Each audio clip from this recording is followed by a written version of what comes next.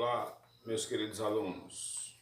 Mais uma vez estamos aqui dando continuidade ao nosso sistema de aulas gravadas para que nós possamos, de certa forma, trabalhar os nossos conteúdos no menor tempo possível e com o maior aproveitamento possível.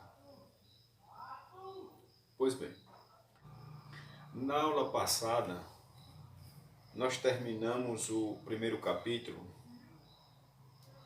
e na aula de hoje nós estamos iniciando o segundo capítulo do livro de vocês, na página 21.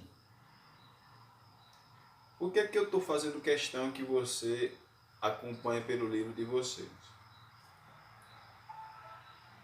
Porque se trata, na verdade, de um conjunto de informações que é necessário que você entenda dentro do processo de colonização do Brasil. E nas aulas anteriores, quando eu falo dos ciclos de exploração dentro da América Portuguesa, é assim que atualmente os historiadores se referem à área de atuação de Portugal. Então, partindo dessa premissa, eu tenho que fazer com que vocês entendam de uma vez por toda que a colonização do Brasil, de modo geral, foi feita pelos portugueses, seguindo um protocolo que tinha-se com a Espanha, mas os outros países, de certa forma, ignoravam. E o fato é que Portugal tinha que ocupar essas terras. A grande questão era como ocupar se não tinha recursos para investir na colônia. A nossa aula de hoje se baseia justamente nessa questão. Na necessidade de Portugal estabelecer o seu domínio sobre a sua colônia sem ter recursos. A alternativa inicial foi a exploração do pau-brasil e sem segurança, claro, sem segurança. Exploração do pau-brasil e ainda sem segurança. Por quê? Porque outras nações vinham e a exploravam também. O fato é que hoje eu vim falar de capitanias hereditárias como medida de ocupação efetiva do governo português para com a colônia brasileira. E você está se perguntando, professor, o que seria capitanias hereditárias, o sistema de capitanias hereditárias?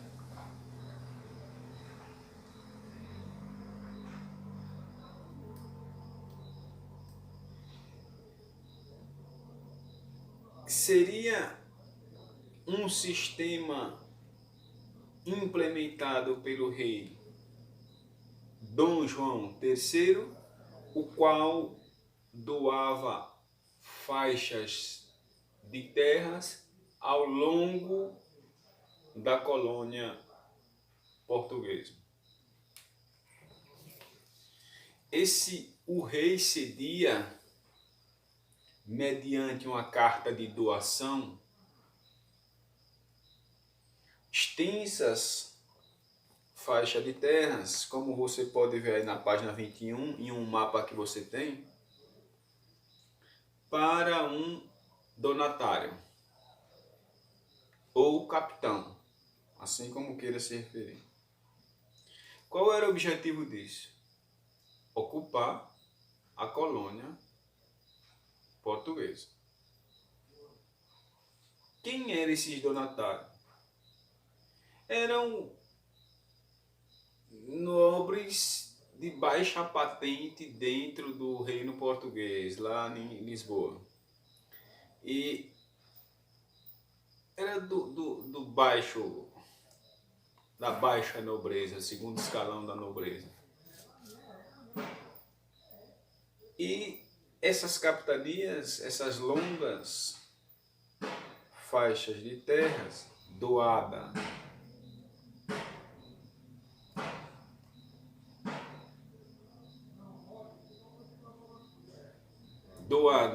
aos donatários, poderiam passar de pai para filho. Daí o nome de capitanias hereditárias, porque uma vez recebido o direito para exploração destas faixas de terras pertencentes a Portugal, poderia, quando vinha a óbito, deixar para os seus filhos. Claro que com a responsabilidade de cumprir determinados requisitos junto com a coroa portuguesa. O fato é que esses donatários tinham alguns direitos, mas também tinham alguns deveres. E dentro desses direitos, eles poderiam terceirizar o que lhes foi terceirizado. Eu não entendi essa palavra. Quando eu falo terceirizar, eu estou dizendo que você pode delegar funções de alguma forma. Você delega funções para que alguém faça um serviço que poderia ser seu. Podia isso, professor? Podia. Só que essa delegação visava, de alguma forma, estabelecer uma relação onde todos pudessem lucrar com isso. Ele disse, por quê, professor? Porque o donatário, quando recebia essa faixa de terra, ele era o maioral ali. Ele quem mandava ali.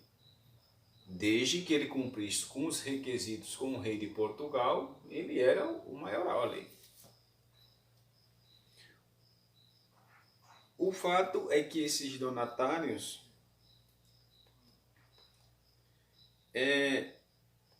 podiam,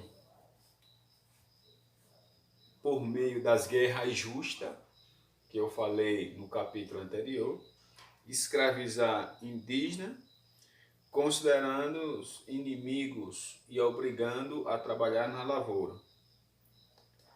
E poderia receber 5% dos lucros sobre o comércio de pau-brasil. Então, esse é algum dos direitos que eles tinham.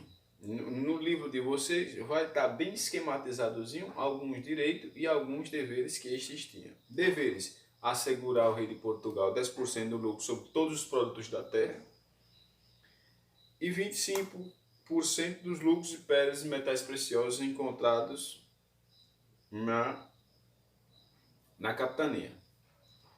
Então, dentro dessa perspectiva, pessoal, o sistema de capitanias, teoricamente, é um sistema que tinha tudo para dar certo. E deu, professor? De jeito nenhum. Não deu de jeito nenhum. Eu quero logo te antecipar de antemão, porque não deu certo de jeito nenhum. Aí você diz, por quê, professor? Primeiro, as capitanias eram muito extensas. Precisaria-se de muito recurso financeiro para que pudesse investir nas capitanias. E isso nem o próprio Estado português tinha. Segundo ponto, os indígenas. Porque os índios não se entregavam de, não, eu quero trabalhar porque eu quero ganhar um espelhinho. Não, os índios eram arredios. Os índios eram selvagens naquela época, né? Eles eram arredios, não se deixavam dominar facilmente.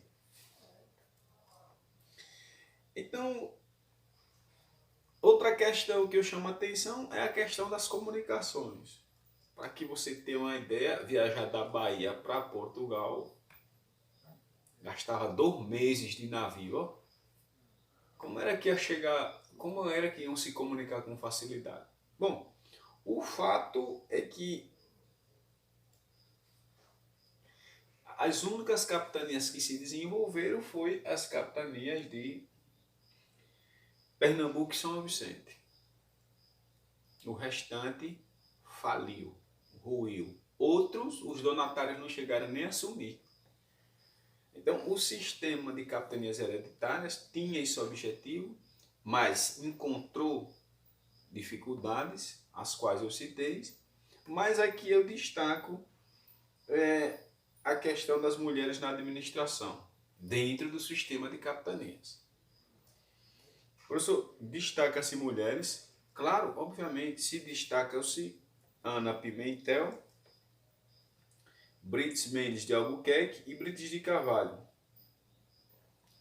Ou seja, são mulheres, no caso de Brites de Carvalho, assumiu uma sesmaria no norte da Bahia. E no caso da Brites Mendes de Albuquerque, seria a esposa de Duarte Coelho, donatário originário da capitania de Pernambuco. Já Ana Pimentel participou da administração da capitania de São Vicente, que era a esposa de Martim Afonso de Souza. Aquele cara que fundou a Vila de São Vicente, que tinha como prerrogativa estabelecer o domínio português, que eu falei na aula passada. Então, eu não sei se você está me entendendo, mas eu quero estabelecer justamente o insucesso do sistema de capitania, mas um importante passo para a ocupação do território brasileiro. Então, dentro dessa perspectiva, nós temos que entender que, embora o rei Dom João III teria tido essa iniciativa, não se mostrou eficaz por diversos fatores presentes aqui no Brasil. E, é claro, a ausência de recursos para investimento dentro desses extensos territórios que eram as capitanias. Destaquei na aula de hoje também a presença das mulheres dentro do sistema de capitanias. Na próxima aula, nós iremos falar sobre governo geral, ok? Eu espero que eu tenha sido entendido e tenha uma boa aula. E até a próxima. Deixe seu like lá, ok?